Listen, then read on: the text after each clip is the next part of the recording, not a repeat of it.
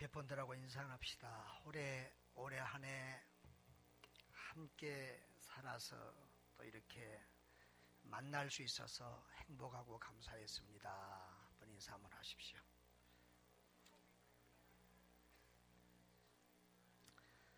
새해도 같이 하실 거지요? 그렇게 한번 인사하십시오.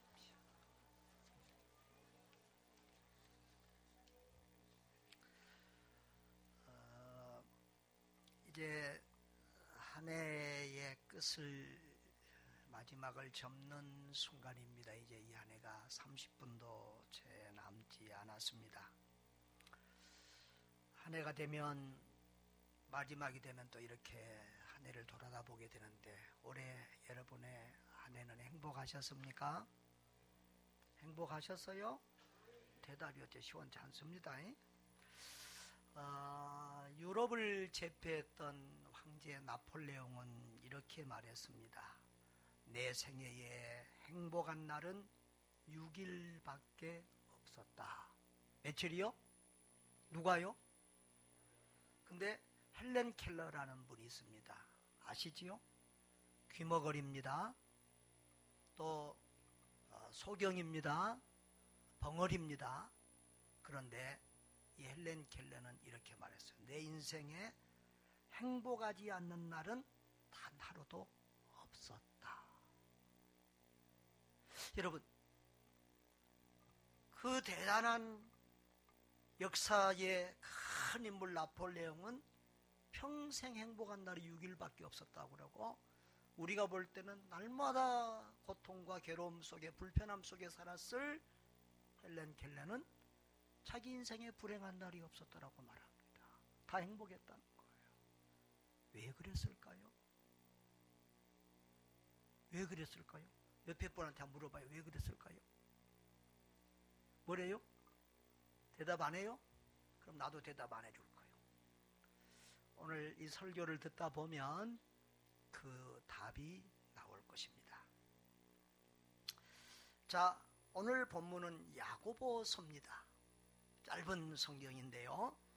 이 야고보서는 야고보 사도에 의해서 기록이 됐는데, 그는 예수님의 12제자 중에 야고보가 아니고 예수님의 12제자 중에 야고보가 둘입니다. 그러니까 야고보가 아주 흔한 이름이에요. 그러니까 구약에 누구를 본딴 이름일까요? 이사? 야곱을 본딴 이름이 신약의 야고보예요. 그러니까 그 이름이 참 흔한데, 이 야고보는 어떤 야고보냐 그러면은 예수님의 육체적인 친동생 야고보예요. 그러니까 예수님과 함께 젖을 빨고 자란 그런 사람의 글이라 그 말이에요. 그런데 이 야고보는 하도 기도를 많이 한 사람으로 소문이 나서 나중에 야고보는 낙타무릇과 같았다라는 전설도 있습니다만은, 야고보는 아주 강직한 성격을 가진 분이었던 것 같아요. 그리고 예수님이 살아계실 때는 예수님을 안 믿다가 예수님이 부활하신 것을 본 다음에 늦깎이 그리스도인이 되고 예수님의 제자가 된 그런 사람이에요. 그런데 이 사람이 이런 강직한 성격의 사람들을 한번 또 부러지면 제대로 믿잖아요.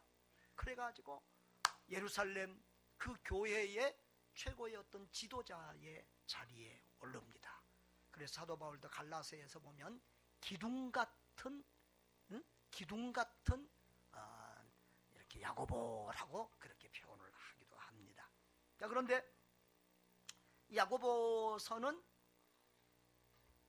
무엇보다도 그리스도인의 행함에 대해서 윤리적인 실천, 사랑의 실천, 구제, 선행, 이런 것에 대해서 어떤 책보다도 이 성경에서 가장 강력하게 기록된 그런 책입니다.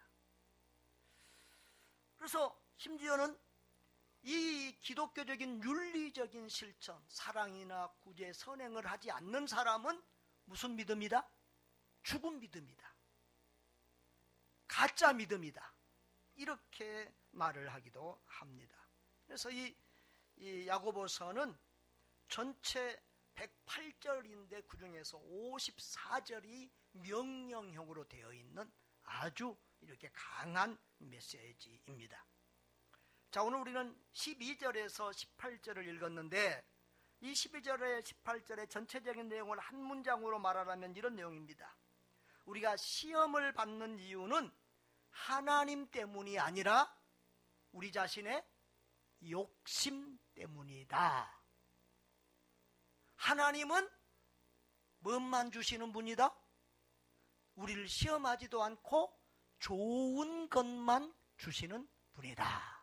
할렐루야. 옆에 분들한테 한 말. 하나님은 좋은 것만 주시는 분이시래요. 나쁜 것은 절대 안 주신대요. 자, 그런데요, 여기 시험이라는 단어가 겁나게 많이 나와요. 전라도 말로는 허벌나게 많이 나오는데, 자, 12절에 몇 번 나왔어요? 한 번. 13절에서 4번. 14절에서 한 번. 그런데 이 시험이라는 단어가 의미가 다른 게 있어요. 근데 우리 한글은 이 시험이라는 말이 그냥 시험이라고 표현하지만 영어 성경을 보면은 정확하게 구분이 되어 있어요. 줄이 안 꺼졌는데 저 12절에 보면은 저기도 보면 테스트라고 되어 있죠. 둘째 줄에 더 테스트라고 되어 있죠. 뭔 소린지 그냥 모르시면 그냥 테스트 여러분 그냥 알지요. 영어 모르는 사람도 테스트 한다 이건 알아. 초등학교도 안 다니는 사람도 알아. 난 절대 어려운 영어를 못 써. 내가 뭐 별로 그렇게 뭐 영어 뭐 미국 사람하고 잘 통화할 수 있는 그런 수준이 아니기 때문에 여러분이 아는 수준으로만 써줘. 그러니까 여기 12절의 시험은 그러니까 이럴 때 머리가 좋은 사람들은 자기가 밀어난 것도 알고 기억력 없는 것도 알아서 성경책에다 기록을 하더라고. 그러니까 12절의 테스트는 시험은 뭐요? 영어로 말하면 테스트요. 테스트요. 그런데 13절부터 14절까지의 시험은 템프테이션 템프테이트 이런 거예요. 그러니까 그것은 우리말로 하면은 뭐냐 그러면 미혹한다, 유혹한다 그런 뜻이에요. 그래서 보면은요, 다시 이제 한글 성경으로 가봐요. 한글 성경으로 가보시면 12절만 뭐라고요? 테스트. 그리고 13절부터 14절은 전부 다 뭐라고요? 템프테이션. 미혹이라는 거예요. 아, 이거 똑똑해요. 보통 목사님이 똑똑하면 성도들이 똑똑하더라고. 자, 그런데요. 그런데 이 12절에는 시험을 그 밑에서는 뭐라고 그랬어요? 그 시험을 참는 자는 복이 있나 이는 무엇을? 시련. 그래서 여기서는 시험을 시련이라는 다른 말로 표현했어요. 그러니까 12절의 시험은 테스트, 고난, 시련, 어려움 이런 거예요. 알겠어요? 아시겠어요? 예. 그런데 14절을 보면 이 템프테이트라는 단어는 뭐라고 했나 그러면은 14절 한번 읽어보고 우리 오직 각 사람이 시험을 받는 것은 자기 욕심에 끌려 미혹 때문이니 그랬지요. 감이 오셔요. 네, 그러니까 우리가 성경을 읽을 때에 이런 것들은 이것은 테스트냐 템프테이션이냐, 그러니까 시련이냐 아니면 미혹이냐 이렇게 구분해서 볼 줄 아는 지혜가 있기를 바랍니다. 근데 또 조금 똑똑한 사람들은 또 이런 질문을 해. 나는 좀 이렇게 좀 자상한 면이 있어. 이런 거 말 안 하고 넘어가면 좀 설교가 좀 짧을 텐데 또 이런 걸 말하고 넘어가니까 어쩔 때는 좀 길어가지고 이렇게 눈총을 받을 때도 있어요. 집에 가서는 또 벌 쓰고 막 혼나고 막 그래요. 그런데 목사님 그러면 구약 성경에 보면은 하나님이 우리를 시험하는 것에도 시험이라는 단어가 있던데요. 그래. 템프테이션이라는 단어가 있다는 거예요. 구약 성경에 그런 게 몇 군데 있어요. 특히 우리가 잘 아는 창세기 12장, 우리 설교가 원고하고 조금 순서가 다른데 저 뒤에 한번 보세요. 뒤에 보면은 창세기 12장 1절 영상 한번 보여줘 보실래요? 자, 여호와께서 아브라함에게 이르신 아이고 이거 내가 잘못했는데 22장 1절인데 그 성경 그냥 찾읍시다. 이게 이게 지금 중국으로 박훈서 선교사가 들어갔는데 거의 다 또 보내갖고 중국에서 보내준 거예요. 내가 빨리 배워서 앞으로 내가 직접 할게요. 기도해 주세요. 네. 창세기 22장 1절. 창세기 오케이 다 떴어. 자, 시작.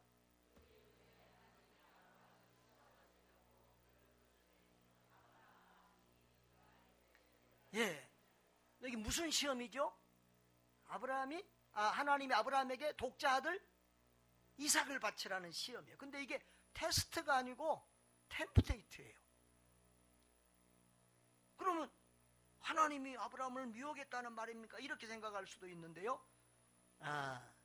그런데 이것은 하나님이 의미적으로 우리가 성경을이나 뭘 볼 때도 단어를 그냥 문자적으로만 보면 안 되고 잘 해석이 어려울 때는 앞뒤 문맥을 찾고 배경을 살피는 것이 중요해요. 이단들은 무조건 문자만 가지고 해가지고 이단 빠진다고 해요. 그러니까 앞뒤 문맥을 밤낮 살피고 또 그런 어떤 것들을 잘 해석할 줄 아는 지혜가 필요해요. 자, 그런데 하나님이 아브라함에게 지금 좋은 의도로 이런 시험을 했어요? 나쁜 의도로 시험을 했어요? 하나님이 아브라함의 믿음이 얼마나 컸나 보고 아브라함에게 복 주시려고 했어요. 그러니까 이것은 단어가 그렇게 쓰였을지라도 이것은 테스트라는 의미예요. 이해가 되시지요? 그런데 사단 마귀가 우리에게 하는 것은 뭐예요? 우리를 망하게 하려고 해. 우리를 괴롭히려고 해. 우리를 하나님과 멀어지게 하려고 해. 우리를 죄짓게 하려고 해요. 그래서 그런 사단이 우리에게 하는 모든 것들은 템프테이션, 미혹이에요. 이해가 되시지요? 아멘. 자, 그래서 조금 순서가 바뀌어요. 야고보서 1장을 한번 보시면은요, 1장 2절로 4절에도 자, 2절로 4절에 보면은 다 같이 한번 읽어봅시다. 2절로 4절. 내 형제들아, 시작. 내 형제들아, 너희가 여러 가지 시험을 당하거든 온전히 기쁘게 여기라. 이는 너희의 믿음에 시련이 인내를 만들어내는 줄 너희가 알미라. 인내를 온전히 이루라. 이는 너희로 온전하고 구비하여 조금도 부족함이 없게 하려 함이라. 아멘. 여기도 시험이란 단어가 나왔지요. 근데 이 시험은 뭐 같아요? 3절에서 그 시험을 뭐라고 또 표현해서 너희 믿음에 시련이라고 했어. 시련. 그러니까 이 시험은 테스트예요. 아시겠죠? 예. 그런데 이 시련을 당할 때 어떻게 한다고요? 어떻게 하라고요? 기쁘게 여기라. 그래서 그것이 인내를 만들어낸다. 그리고 그 인내가 우리를 온전한 그리스도인으로 만든다. 그러면서 5절에는 뭐라고 해요? 너희 중에 누구든지 지혜가 부족하거든 모든 사람에게 후히 주시고 꾸짖지 아니하시는 하나님께 구하라. 그러면 주시리라. 여기 우리 하나님은 무슨 하나님이라고요? 우리 하나님은 무슨 하나님이라고요? 5절에 후히 주시고 꾸짖지 아니하시는 하나님이다. 아멘. 후히 주시고 꾸짖지 아니하시는 하나님이다. 아멘. 자, 오늘 저 뒤에 보면은 17절에 보면은 온갖 좋은 은사와 온전한 선물이 다 하나님께로부터 온다고 하는 말씀과 비슷한 의미죠. 그리고 이 시험이라는 단어를 자꾸 사용하다가 뒤에 뭐라고 그랬어요? 뭘 구하라? 지혜를 구하라. 지혜. 그러니까 테스트냐 템프테이션이냐 이건 시련이냐 미혹이냐를 구분할 줄 아는 뭐가 필요해? 지혜가 필요해. 그래서 이런 지혜, 이걸 다른 말로 하면 영적인 분별력, 지혜, 분별력을 구하는 여러분 되시기를 바랍니다. 그래서 이것이 하나님이 주신 시험인지 마귀가 주는 미혹인지를 구분해서 잘 대처하시기를 바라요. 자, 그러면 아까 하나님이 주신 시험은 어떠라고 그랬어요? 2절에 보면은 온전히 기쁘게 여기라. 3절에는 믿음의 시련이 뭘 만들어낸다? 인내를 만들어. 4절에 보면은 인내를 온전히 이루라 그랬어요. 12절에도 보면 시험을 뭐 한다? 시험을 발로 차버려라, 도망가라, 참는 자 그랬어요. 또 시련을 견디어낸다, 참는다, 견디어낸다, 인내한다 그랬어요. 그러니까 하나님이 주신 시험, 하나님이 주신 시련과 고난은 어떻게 해요? 에라 그러고 망가지고 도망가고 이렇게 하지 말고 어떻게 하라고? 참고 견뎌내고 인내하라는 말이에요. 그런데 사단마귀가 주는 시험은 어떻게 해야 돼요? 그 미혹에 어떻게 해야 돼요? 깨어 있어야 되고 정신 차려야 되고 피해야 되고 이겨야 되고, 아멘. 그래야 될 줄 믿습니다. 자, 이제 시험 쳐. 이제 배웠으니까 테스트해야, 시험 쳐야 돼. 우리 주기도문에서 밤낮 우리를 시험에 들게 하지 마옵시고 그러고 기도해요. 날마다 하지요. 이 시험은 테스트요, 템프테이션이요. 예? 아, 수준이 있어 이분들이. 마귀가 주는 그런 시험, 또 우리의 마음의 욕심에 미혹되는 그런 시험에 빠지지 말라는 거예요. 여러분, 이 시련을 참는 자는 뭐가 있다고 12절 우리 다 같이 한번 읽어봅시다. 시작. 시험을 참는 자는 복이 있나니 이는 시련을 건디어낸 자가 주께서 잘 알기를 사랑하는 자들에게 약속하신 생명의 면류관을 얻을 것이기 때문이라. 할렐루야. 시련은 뭐 해야 된다? 참아야 된다. 견디어내야 된다. 그러니까 하나님이 주신 고난, 하나님이 주신 역경은 뭐 해야 된다? 참아야 된다. 이겨내야 된다. 버텨야 된다. 아멘. 그래서 디모데 후서 4장 7절 보면 사도 바울은 끝까지 인내하고 견디고 버텨냈어요. 자, 읽어봅니다. 시작. 선한 싸움을 싸우고 믿음을 지켰으니 이제 후로는 나를 위하여 의의 면류관이 예비되었으므로 거룩도 오신 재판장이 그날에 내게 주실 것이며 내게만 아니라 주의 나타나심을 사모하는 모든 자에게니로. 아멘. 자, 하나님이 주신 시련, 고난을 당한 사람들에게는 뭐가 있다? 면류관이 있다, 상이 있다. 12절에 야고보서 1장 12절에도 뭐라고 써요? 약속하신 뭐가 있다? 생명의 면류관이 있다 그랬잖아요. 디모데후서에도 뭐가 있다고 그랬어요? 면류관이 있다 그랬어요. 할렐루야. 그러니까 하나님이 주신 시험, 고난, 역경을 당한 사람은 이 땅에서도 복을 받는 경우가 많고요, 혹시 이 땅에서 복을 못 받으면 하나님 앞에서라도 반드시 생명의 면류관, 반드시 하늘 상급과 영광이 주어진 줄을 믿으시기를 바랍니다. 아멘. 여러분이 오래 살아오면서 우리 주님 때문에 또 주님으로부터 온 테스트, 고난, 역경들, 어려움이 있었습니까?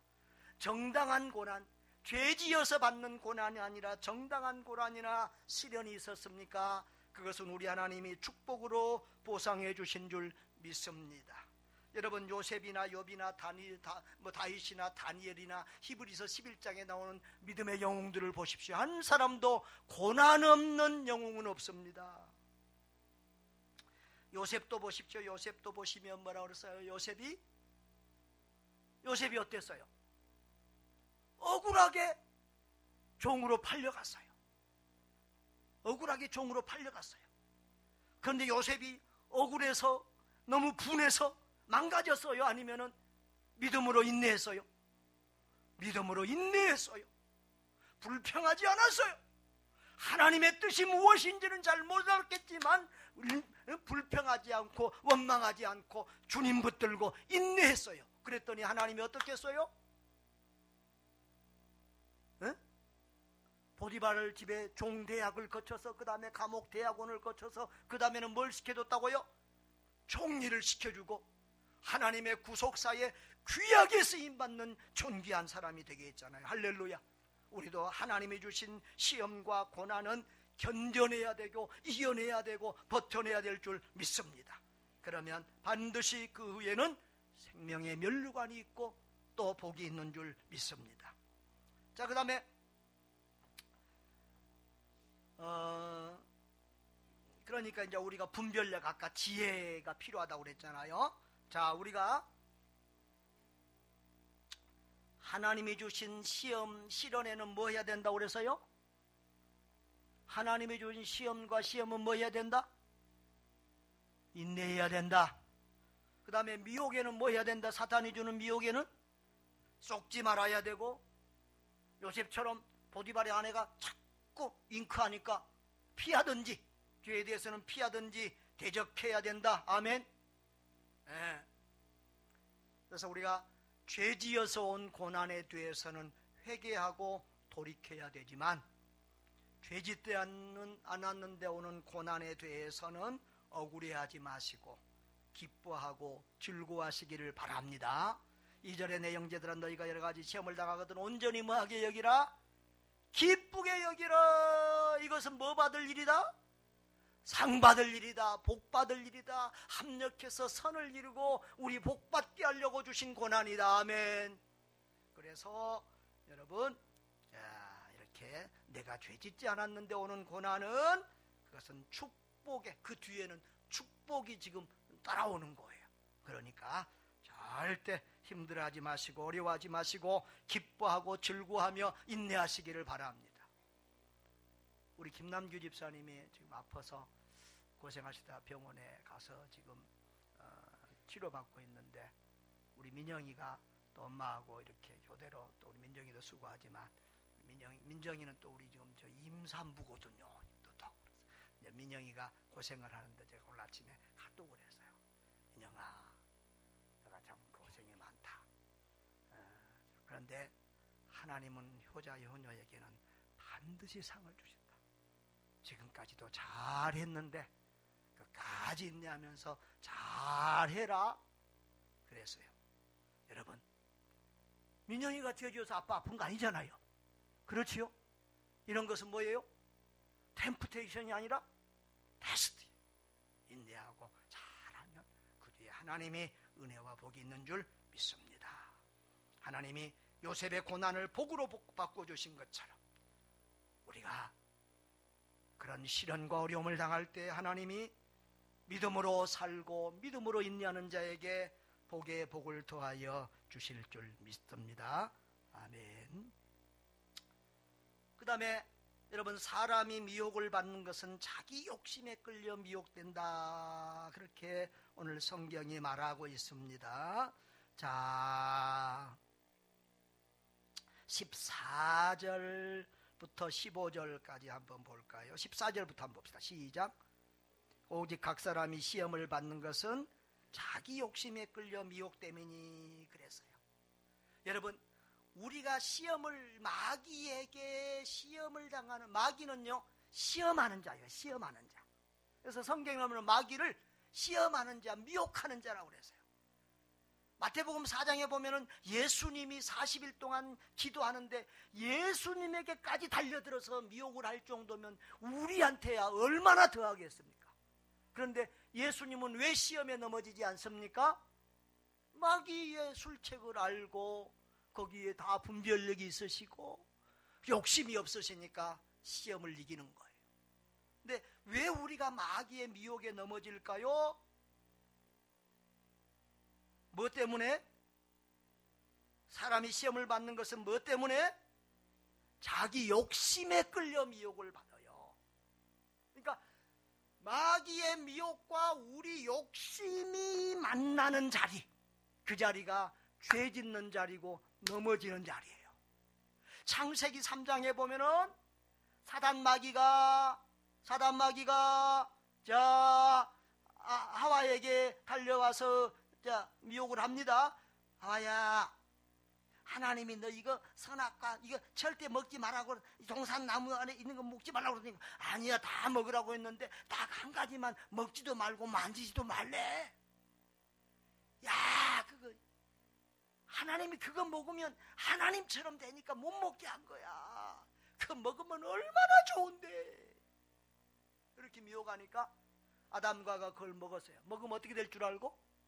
하나님처럼 될 줄 알고. 하나님처럼 될 줄 알고. 그러니까 우리 욕심이, 마귀의 미혹과 우리 욕심이 만나는 자리가 죄 짓는 자리고 넘어지는 자리고 불행에 빠지는 자리라는 순간이라는 사실을 기억하시기를 바랍니다. 하나님처럼 되려고 했어요. 여러분, 우리가 하나님처럼 되면 안 돼요. 우리가 하나님 되면 안 돼요. 응? 여러분, 예수님 닮으시기를 바라요. 여러분, 예수님 되면 안 돼요. 하나님 되면 안 돼요. 하나님만 완전 행복체예요. 완전 행복. 우리는 이 땅에서 뭔가 부족함을 느끼고 괴로움도 있고 고난도 있고 시험도 있고 가난도 있고 질병도 있고 다 있어요. 그런데 그것을 다 이기고 다 필요 없고 하나님처럼 되려고 하면 안 되는 거예요. 하나님처럼 되려고 하는 게 죄예요. 예, 1시 이제 시간 되니까.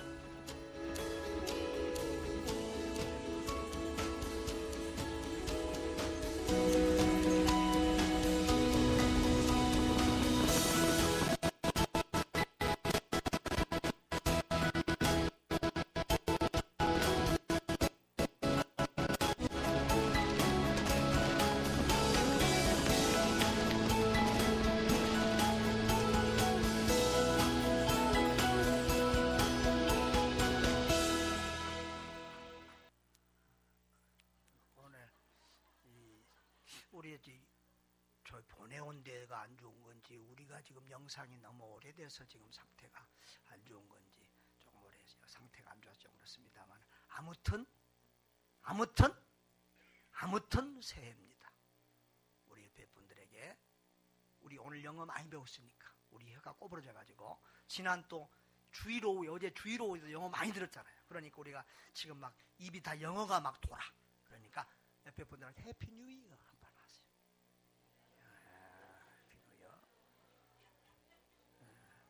그래도 우리는 된장 먹고 사는 사람들이니까 이번에는 또 한국말로 새해 복 많이 받으세요.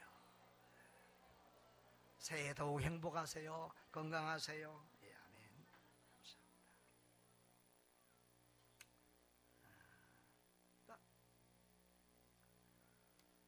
그러니까 우리가 이 땅에서 욕심을 부리면 넘어지고 죄 짓는 거예요. 우리는 이 땅에서 완전 행복하려면 안 돼요. 좀 부족하면 부족한 대로 그냥 사세요. 그래야 천국을 사모하지요. 이 땅이 다 만족해버리면 천국 뭐한테 가겠어요? 우리는 이 땅에서 부족해야 그것이 정상이에요. 좀 힘들어야 그게 정상이에요. 좀 가난해야 그게 정상이에요. 아무도 아멘 안 해. 가난하기 싫어. 그래야 겸손해지고요. 그래야 하나님 찾고요. 그래야 기도하고요. 그래야 천국을 소망하는 존재예요. 여러분, 절대 여러분은 천사 아니에요. 목사는요, 저도 천사 아니에요. 죄덩어리예요. 조금만 잘 되고 풀려봐요. 얼마나 까부는지. 좀 부족해야 돼요. 부족한 그대로 감사하며 사세요. 늙어서 아픔을 어떻겠어요?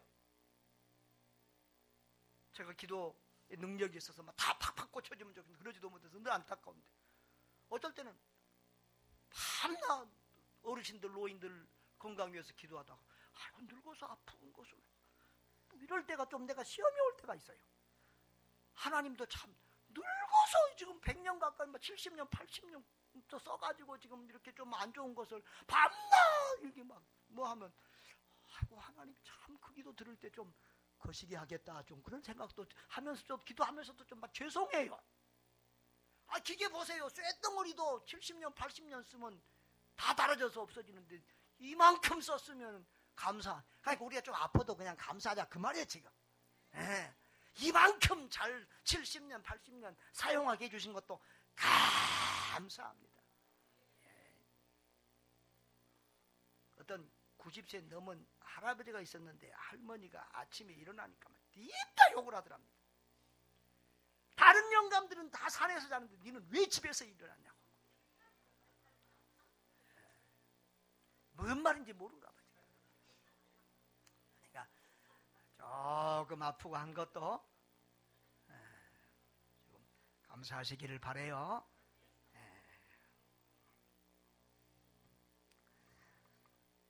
자, 그 다음에 욕심이 뭘 낳아요? 죄를 낳아요. 그 다음에 죄가 사망을 낳아요. 그러니까 욕심이 자꾸 자라가지고 그리고 죄가 자꾸 자라서 사망, 멸망, 고통, 지옥에 이른다고요. 그러니까 이 욕심이 자라면 그걸 뭐 해야 돼요? 싹을 잘라버려야 돼요. 자꾸 욕심을 내려놓고 비우고 자꾸 해야 돼요. 아멘. 그래서 욕심이 자꾸 자라면 그게 이제 죄가 되고 그게 망할 징조라고요. 그래서 우리는 야고보서 속지 말아야 된다고 그랬습니다. 야고보서 1장 16절 시작. 내 사랑하는 형제들아 속지 말아라. 우리는 누구에게 속아요? 마귀에게 속고 우리 자신의 욕심에 속아요. 우리 자신의 욕심에 속아요.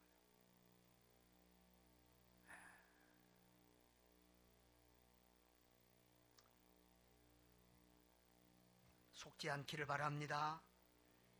영적 분별력을 가지기 바랍니다. 하나님이 주신 지혜를 구하시기를 바랍니다. 지혜를 구하세요. 그래서 분별력을 가지고 속지 않게 사세요. 자, 그 다음에 마지막으로 하나님은 가장 좋은 것만 주시는 분이세요. 아멘. 자, 우리 17절 다 같이 한번 읽어볼까요? 시작.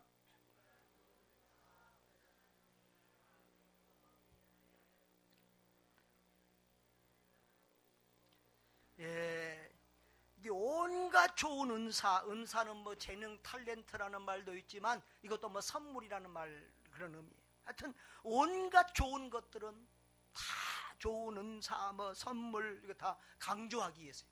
하나님은 온갖 좋은 것은 누가 주신다? 하나님이 주신다. 그러니까 여러분 딱 좀 복잡하면 이렇게 생각하면 돼. 온갖 좋은 것은 누가 주신다? 하나님이 주신다.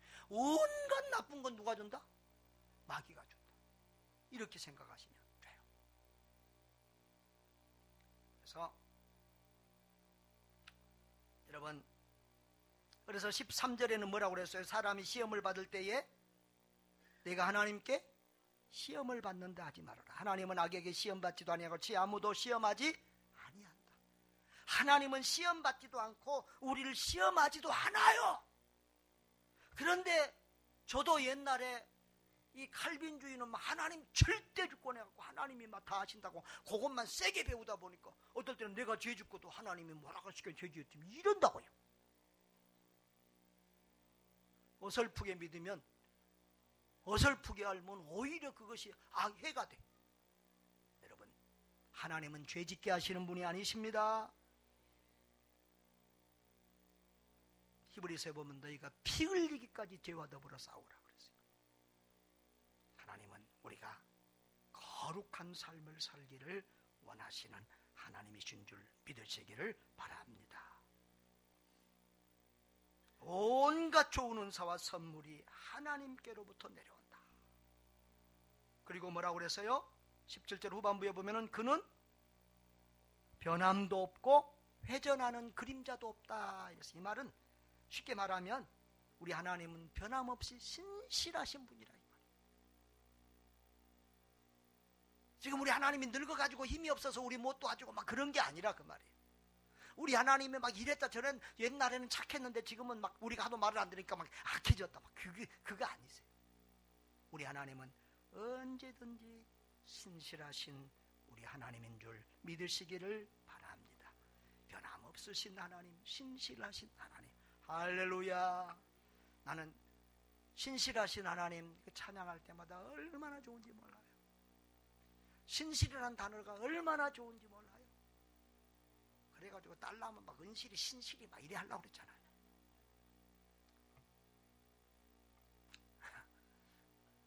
근데 딸이 안 생겨서 막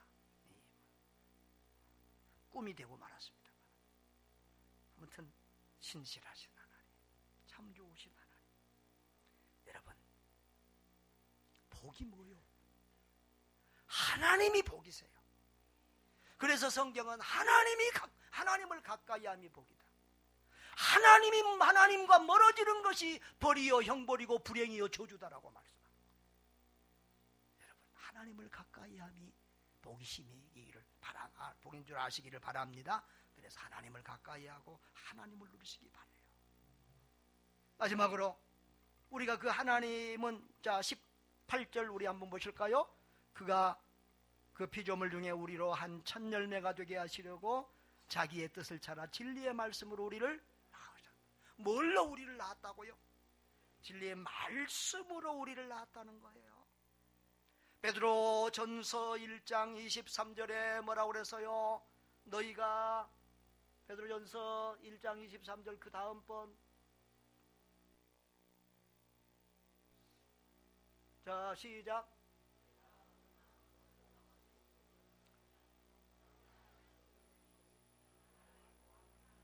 네.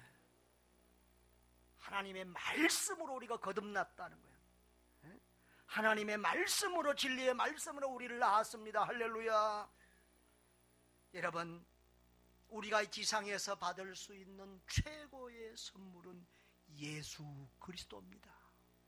그 예수 그리스도를 통한 구원의 복이 최고의 복입니다. 여러분, 예수 믿고 거듭나셨습니까? 그러면 나는 최고의 복을 받은 사람이다. 이렇게 믿으면 딱 그 사람이 지혜로운 사람, 그 사람이 뭐 분별력 있는 사람이야. 한번 거듭난 분은 이렇게 한번, 나는 최고의 복을 받은 사람이다. 예. 옛날에 우리 오맥스 거기 제가 이렇게 신년이 되면 항상 기업 예배를 인도하러 갔어요. 이제 그분이 이제 은퇴해서 이제 아들한테 물려줘서는 안 갑니다만은, 그분 가면 회장님 방문 앞에 딱 써있어요. 나는 복 받은 사람이다. 그러고, 그게 회장이 좀 창피하기도 할 텐데 모든 직원들이 보는데 나는 복 받은 사람이다. 그러고 문 앞에다 써놨어요. 여러분, 나는 복 받은 사람이다. 그렇게 하시기를 바랍니다. 다른 것 없어도, 건강 좀 부족해도, 돈 좀 부족해도, 명예 권세 좀 없어도 예수 그리스도를 믿은 사람은 복의 복을 받은 사람이고 최고의 복을 받은 사람이에요. 그럽시다. 우리 나는 복 받은 사람이다. 나는 최고의 복을 받은 사람이다. 아멘. 그렇게 믿으면 딱 좋은 거예요.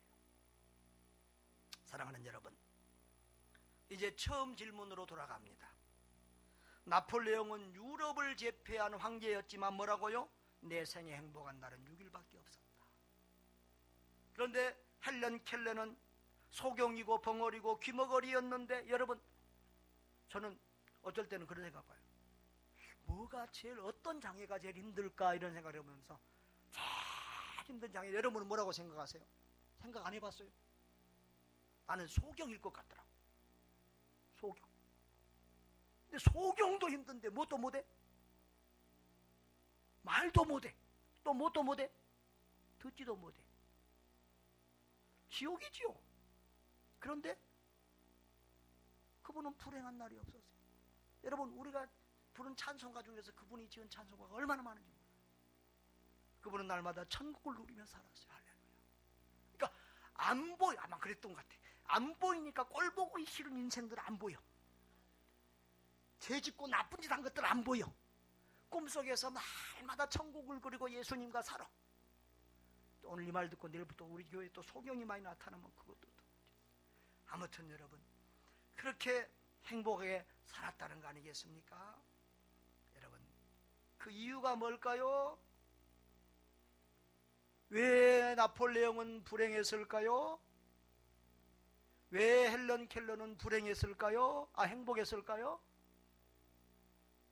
가장 중요한 이유는 헬런 켈러는 예수 그리스도 안에서, 주 안에서 살았고, 나폴레옹은 주님 밖에서 살았기 때문이에요.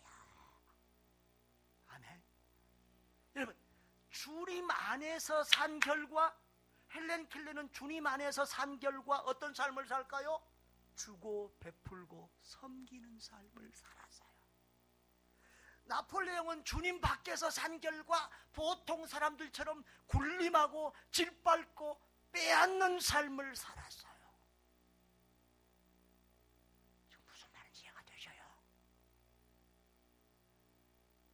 여러분, 사람은요 하나님의 형상으로 지음받았어요. 하나님이 우리에게 고귀한 양심을 주셨어요. 그래서 사람은요 받을 때보다 줄 때도 행복하고요, 빼앗을 때보다요 주고 베풀고 섬길 때도 행복하고요, 악을 행할 때보다 선을 행할 때도 행복해요. 그런데 이 바보 나폴레옹이 그걸 몰랐다는 거 아닙니까? 그런데 오늘날 대부분의 사람들이 그걸 모르고 산다. 그러니까 불행하게 사는 거예요. 근데 다른 사람들은 그렇게 살아도 괜찮은데 나는 우리 교인들이 그렇게 살면 막 속이 막 터지려고 그래. 여러분, 주 안에서 살아야 돼요. 예수 안에서 죄사함 받고 천국을 누리며 살아야 돼요. 그리고 뭐예요? 빼앗는 삶이 아니라, 질밟는 삶이 아니라, 미워하는 삶이 아니라 사랑하고 용서하고 주고 베풀고 섬기는 삶을 살면 우리도 다 날마다 천국을 누리며 행복하게 살 수 있는 줄 믿습니다. 새해에 우리가 그런 삶으로 하나님을 기쁘시게 하고 이웃을 행복하게 하고 그 모습을 보면서 저와 여러분도 날마다 기쁘며 춤을 추는 천국을 누리는 삶을 볼 수 있기를 주의 이름으로 축원합니다.